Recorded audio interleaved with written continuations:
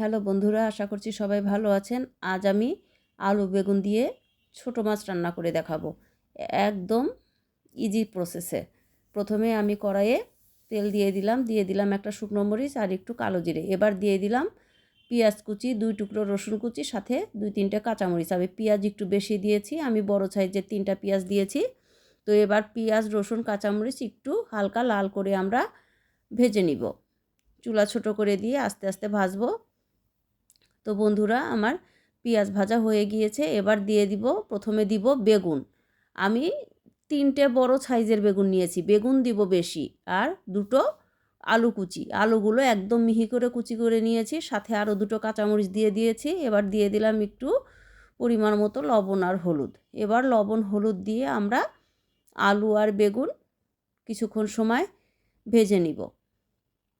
এবার একটু সময়ের জন্য আমরা ঢাকা দিয়ে দিব। বন্ধুরা, এই রেসিপিটা একদম ইজি এবং খুবই কম সময়ে রান্না হয়ে যায়, কিন্তু খেতে অসাধারণ।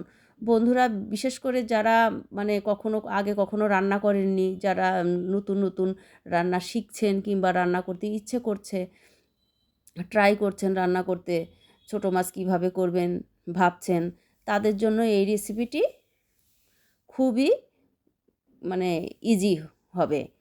তো বন্ধুরা, আপনারা ট্রাই করেন, আশা করছি আপনারা খুব ভালোভাবে রান্নাটি করতে পারবেন এবং সবাই পছন্দ করবে। এবার আমি মাছগুলো দিয়ে দিলাম। আমি মাছগুলো আগে থেকেই ভেজে রেখে দিয়েছিলাম। এবার দিয়ে দিলাম একটু ধনেপাতা কুচি। দেখুন বন্ধুরা, একদম ইজি। হ্যাঁ, এর চেয়ে ইজি আর কম টাইমে রান্না হতে পারে না, কিন্তু খেয়ে দেখবেন অনেক মজা লাগে। তো বন্ধুরা, আশা করছি আপনাদেরও ভালো লাগবে। আমার রান্না আজকের মতো কমপ্লিট। আপনারা সবাই ভালো থাকবেন, সুস্থ থাকবেন। আপনাদের সবার মঙ্গল কামনায় আজকের মতো এখানেই শেষ করছি। পরবর্তী ভিডিও নিয়ে আবার হাজির হব আপনাদের সাথে। সে পর্যন্ত সবাই ভালো থাকবেন, সুস্থ থাকবেন।